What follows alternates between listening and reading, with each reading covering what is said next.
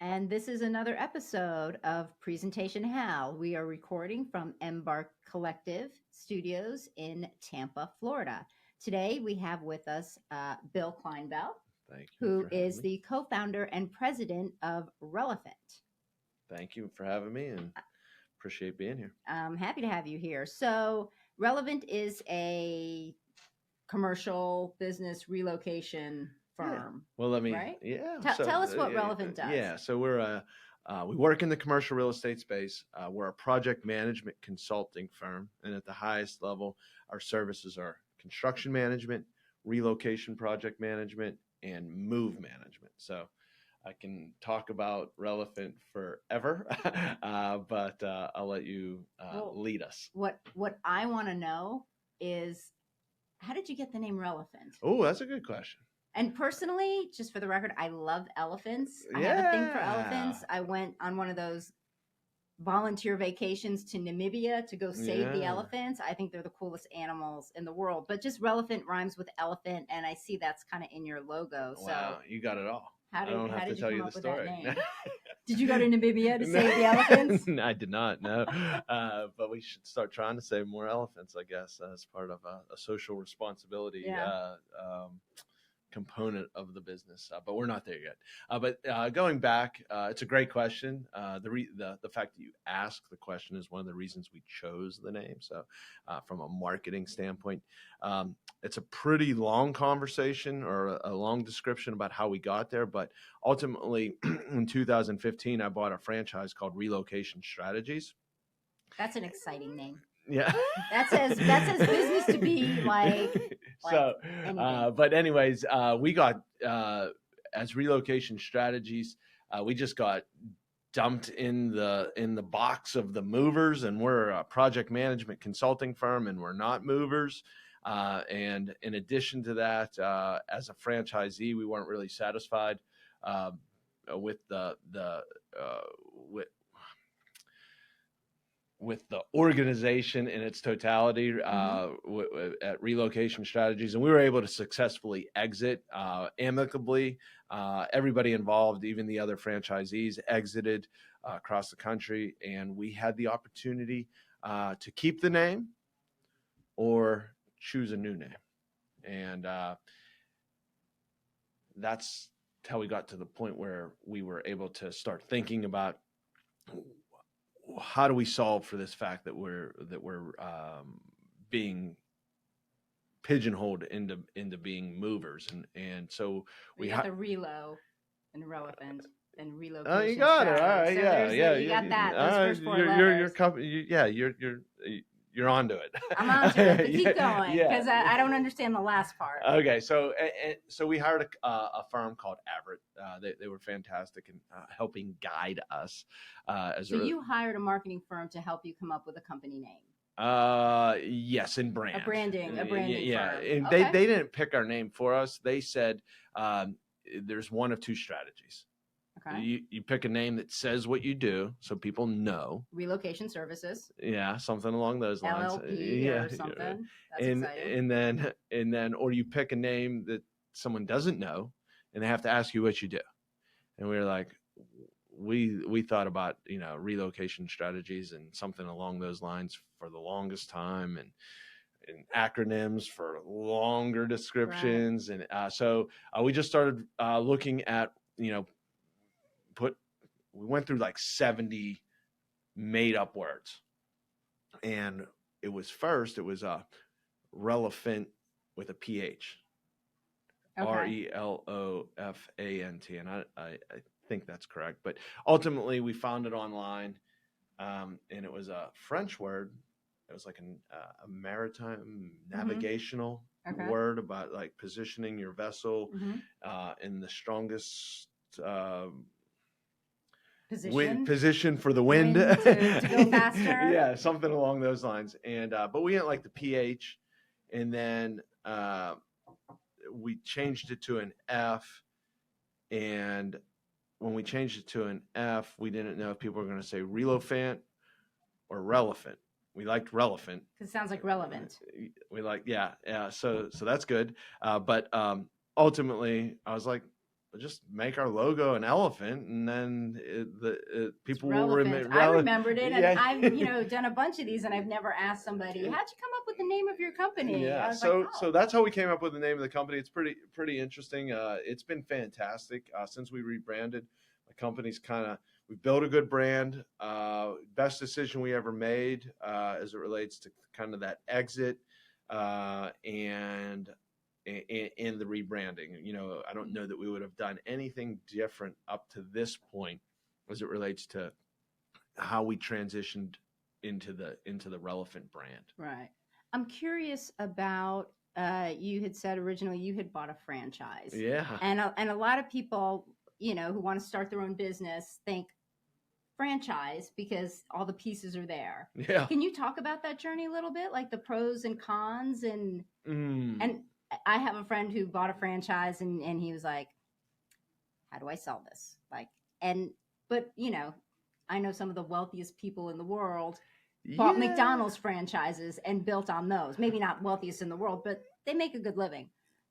So for those people who are thinking about a franchise, or going in that direction, talk a little bit about it sounds like you got burned a little bit, maybe. I don't know.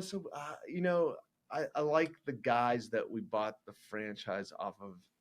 I don't have anything negative to say about them. I think we created a great framework for us to exit. Everybody won. I tried to buy the franchisor 3 times, and that a franchisor is somebody who sells the franchises. So that's like the big corporate That's the company. Main guy. That's the main corporation that does all the marketing and gives you the guidebook, essentially. The guidebook. Gives you the turnkey solution. Yeah. So and then the franchisee is like the entrepreneurial owner. The owner of the smaller business the market. That's on your corner. Yeah, we had Hillsborough County, Polk County, Pasco County, and Pinellas County. So we bought that territory as the franchisee. The franchisor was out of Cincinnati, and they had a great business since the mid '90s. Right. But it was just built different. And I mean, there's one word that really tripped me up in the franchisor disclosure document. It's called the FDD. That's what someone that's thinking about buying a franchise reads. And the word was system. And I came from 2 larger firms in the early mid 2000s before the collapse. I was working for U.S. Home Lennar, and we were implementing a technology system. It was called Build Pro at the time, and so that was the system that we managed the construction of homes with. So the words followed a process that was in a system. Linear. You stayed in line. Yeah. Okay. All right. And then I went to work for a wonderful company called Mortgage Contracting Services. So I benefited during the upturn, or the crazy home building. Right. So we're talking 2006.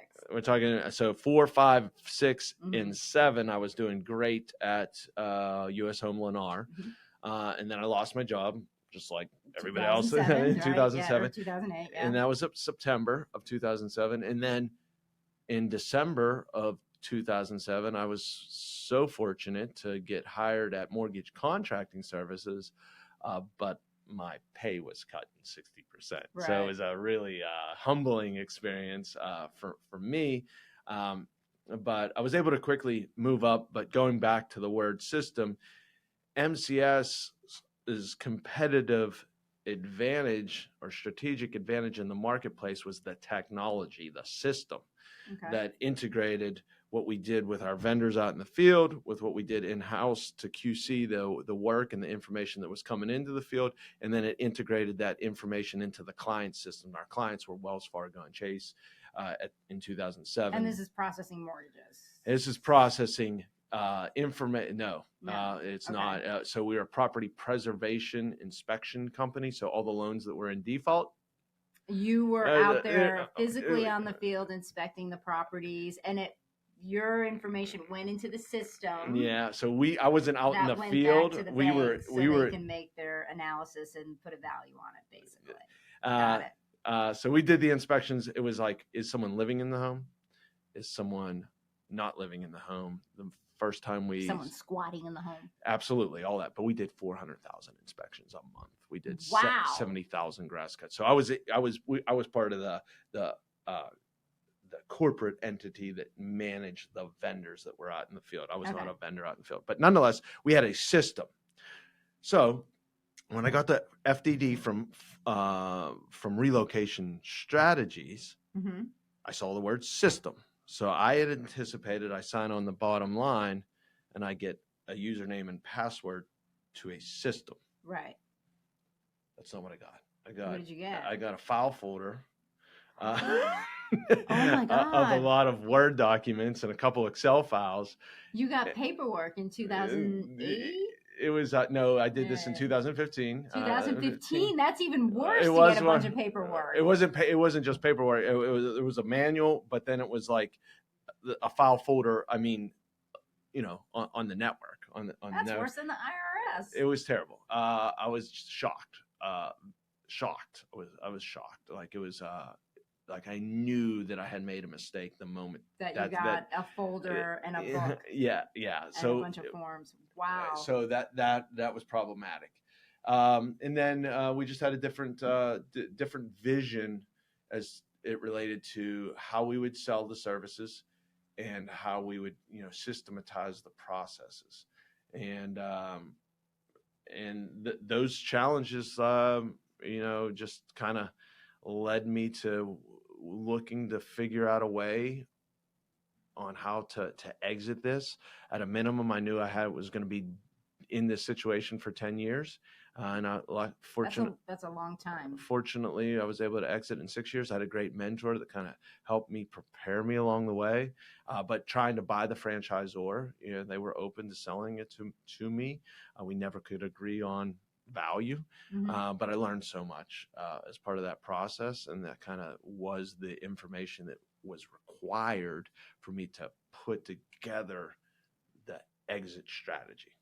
So even though you weren't thrilled with their system of paperwork, for lack of a better word, would you say you learned a lot? Because you were still stuck with it for at least 6 years and you had to work it. So having that, because sometimes, I write a lot for my job. We've written 2 books, and sometimes I just have to go sit with a pad and paper and just write, like old school, to get the juices flowing. And I'm wondering if having to go through that, you learned more, maybe you got a little more discipline, maybe it made you a little more buttoned up, or maybe not. Was there any value to doing it old school, aside from this is taking me twice as long as it should if this was online? Yeah, I think I'm understanding the question in a sense that like it was harder to execute, and therefore we learned more as part of that. So the answer is absolutely yes. We have a methodology to what we do that my business partner and myself have developed. We're PMP certified project managers. We hire PMP certified project managers, and we assign PMP certified project managers to our clients. But we use a methodology that comes from the PMBOK, what we've studied. And that's how we deliver the service that we deliver to our clients. That's seamless. Nothing falls through the cracks. And if we would have been given a process to follow, we probably wouldn't have defined our own process. So to answer your question, we absolutely worked harder to implement our own process, and wouldn't have otherwise had to do that if we would. What is your process? What is that methodology? Yeah, there's 2 ways of looking at it. Well, there's 2 components of it, not 2 ways of looking at it. 2 components of it. We use 5 project management tools, and there's hundreds that you could choose from, right? But the tools are stakeholder register, requirements document, budget, schedule, and risk register. And so these are all off the shelf. These are basically platforms that you can buy. There's templates within the PMBOK methodology that we just pull upon. So there's those 5 components to our project tool set. And then as we go through the process of delivering service, we break everything down into a work package. And we have, any project can have, 5 to 35 work packages, and that could be your selecting an architect or installing your low voltage cabling or selecting your furniture and installing it. But what we do is we go through the process of defining requirements. So making sure we have buy-in from everybody that's going to make a decision on that work package, define the requirements. We take those requirements out to our vendor network and we get bids. So as part of procurement, when we get those bids in, we level set those, make them apples to apples, present the information to our client with a recommendation. So that's step 3 of the process. Ultimately, go back and forth at that stage because nothing's ever exactly what we were anticipating, specifically price, right? And we massage that information and we get the right vendor on board. So we select the vendor. So that's a milestone. So that's number 4 in the process.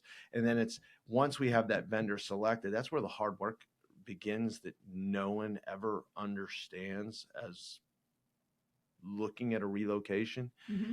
There's so many dependencies as it relates to planning the installation. The site has to be ready. Can't bring the furniture in without the carpet down. That's really easy, right?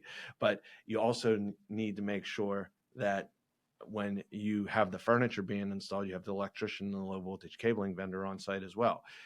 There's just so many things like that across the wide spectrum of things that we or work packages that we integrate. So we plan the installation as the next step in the process, and then we oversee and manage that, and then we sign off based off of those requirements. And if we're doing that across, like I said, anywhere from 5 to 35 work packages as part of a project, our value to our clients, we save our clients 90% of their time managing a relocation project. A 10,000 square foot office relocation project is going to take someone 8 to 12 hours a week for 6 to 7 months to manage. An employee of the company. It's typically the CFO who has better things to do, or an office manager that doesn't have the resources typically available to them to make it happen. So that's our value. So that's a little plug from a company right there. But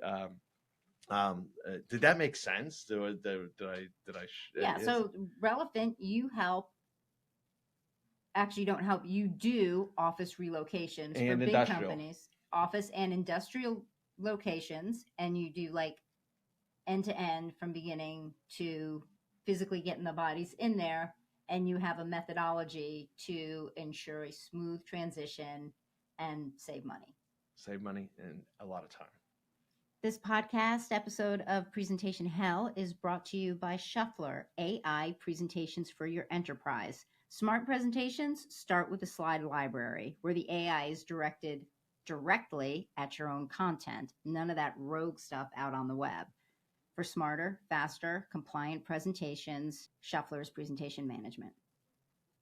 So, Bill, I'm curious, going back at the start of your career, what drew you to real estate? Oh, real estate. How did you get into it?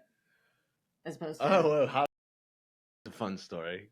So I was literally working at an Olive Garden in January of 2004 in Citrus Park. Okay. Yeah. And I hadn't even graduated college yet. It took me 9 years to get a 4-year degree, but I never went to school full time.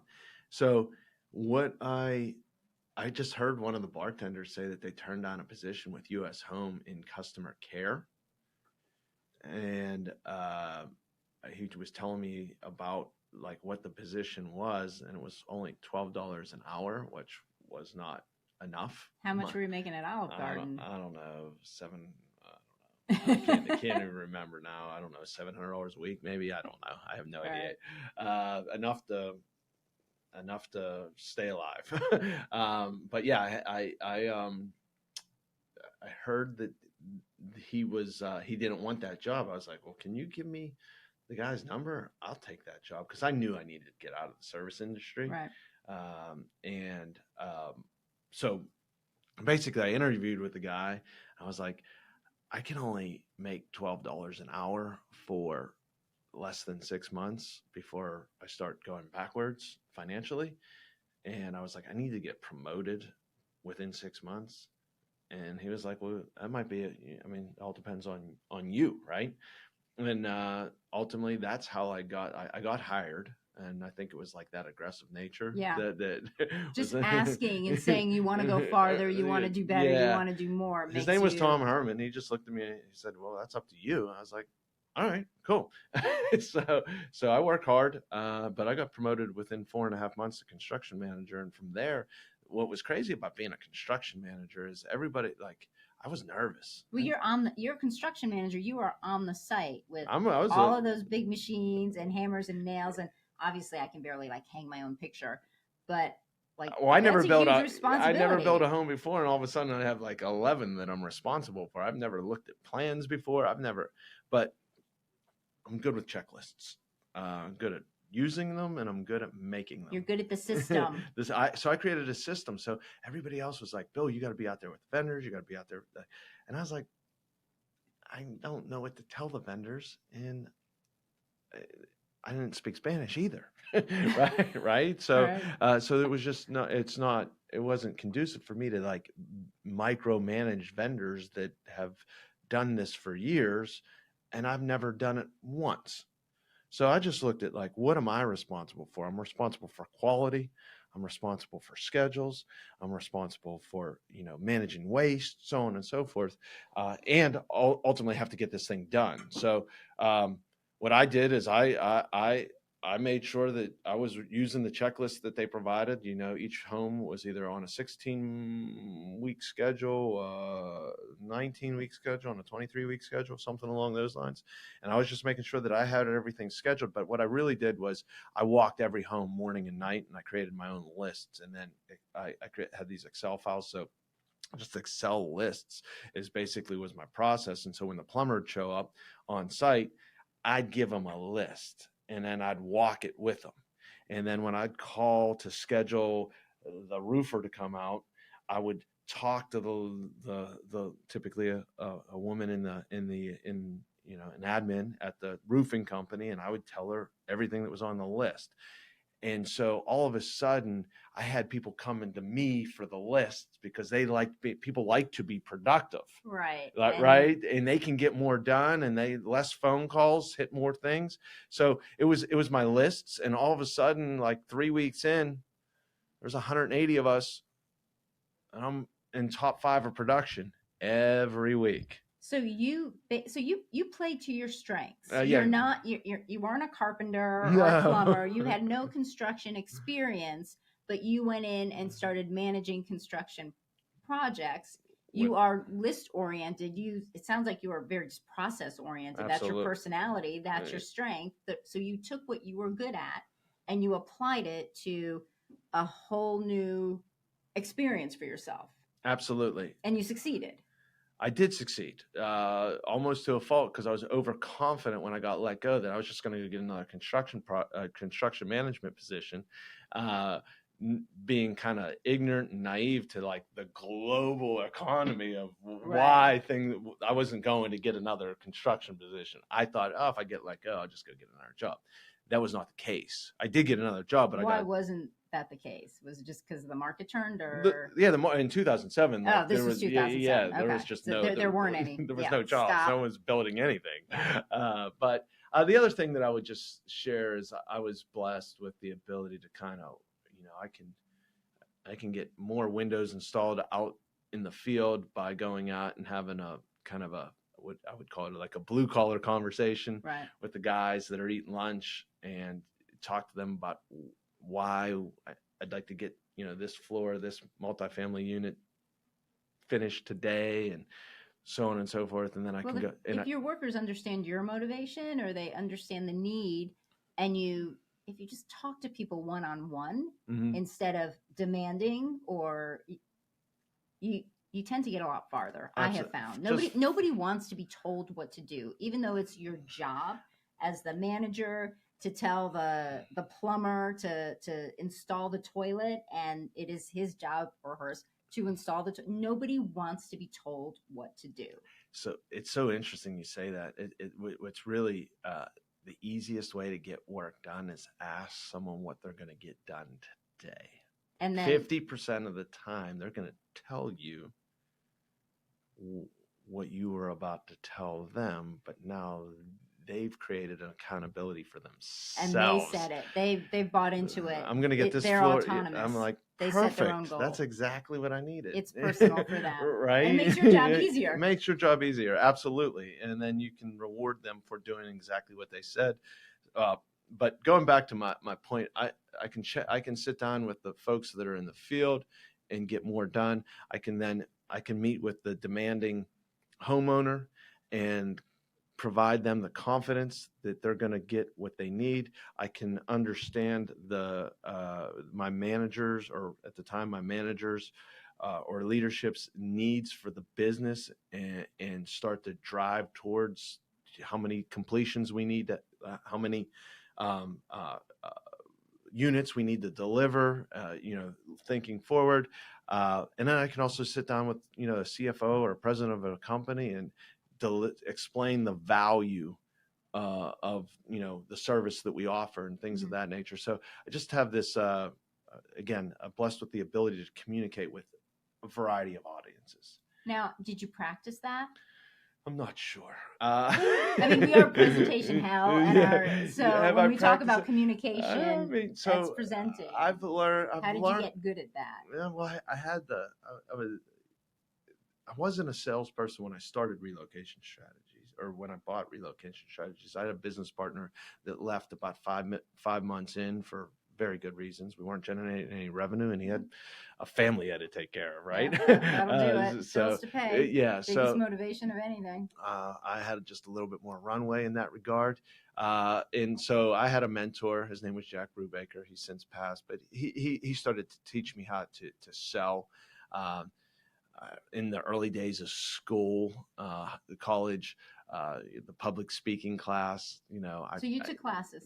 I learned how to public speak in, an entry level, or, public speaking 101 or whatever at a community college. But there's nothing that so college was interesting for me in a sense that every class I took, because I wasn't full-time, I was working. I was able to apply everything I was learning to the business that I was in at that time. So I truly benefited greatly from my college education. So you think I put it into practice. You were putting it into practice. Immediately. It wasn't theoretical. You weren't just reading it in a book. You were living it. I knew I had to combine the two if I was going to have any time, because I was working full time and I just needed to get these classes done. So anytime I had an assignment that could be related to something outside of the textbook, I just used my career, whatever the career that was, typically in the service industry. But nonetheless, Olive Garden. Yeah. So anyways, I was, you asked about communication. I think it's learned, practiced. I'm not sure. Trial and error, certainly. I've done the pitch for the construction management, relocation project management, and move management services millions of times, probably at this point. Like, so it's practice. It's practice. It's getting feedback. It is listening to what people tell me they're hearing. Even today. Or not today, even like 2 weeks ago, I sat down with the CEO of a large engineering firm that has a relocation coming up. And I've known him for a couple years, and I haven't sat down and had lunch with him, but he was giving me feedback on what he was hearing from me. And I was like, this is fantastic. So what I did with that information is I went back into the office, because we do have a new gentleman that's running sales for us now. And I was like, this is what I was told based off of what I said. We got to use these words. Listening is the most important skill for sales. Hands down. Hands down. Listening. So when we start an intro to a client about our services, I try to hold back who we are and what we do to understand where they're at in the process. And I ask, a question: what are you concerned about with regards to your relocation? Is there anything that's keeping you up at night? Is there anything specific? So you're getting to the visceral. Well, I need to know. You're getting to like, because moving is scary and it's a pain in the butt. Yeah. It takes way longer and it's more harder than everybody and ever costs more. Right. Yeah. Right. Yeah. So when I ask that question and I get the answer, I tell the client, like, hey, or the prospective client at the time, I'm going to keep coming back to the fact that you are nervous about not being down or it costing more. I'm going to keep saying, do you see how we're going to solve for that problem after I share information? I want you to be comfortable that we're addressing your number one issue. And the other thing that I'll tell them is your number one concern might not be my number one concern about your project. I'll let you know. We do a risk assessment. That's where we start with all of our proposals, is the risks that we've identified at this particular point in the process. Just know that we're managing all of the issues behind the scenes. I'm just going to make sure that you're comfortable that we're addressing your number one issue. Right. And we're 34 for 36 this year in proposals. So congratulations. We're excited. That is excellent. We're excited about it. I hope it doesn't change. I'm sure it will. Knock on wood. Nothing ever stays the same. No. But ultimately, like you said, the listening component, the asking questions instead of just telling everybody what you do, understanding what they need is by far the most important part of it. It's a conversation. It's a conversation, and listening is critical. Yeah. Well, congratulations on 34 out of 36. That's fun. Kick-ass. Good for you. Good for Relofant. Yeah, that's good stuff. Thank you very much. Bill Clinebell, thank you for coming. All right. Yeah, I enjoyed the time with you today, and love to do it again whenever you want to invite me back. All right. You're always welcome.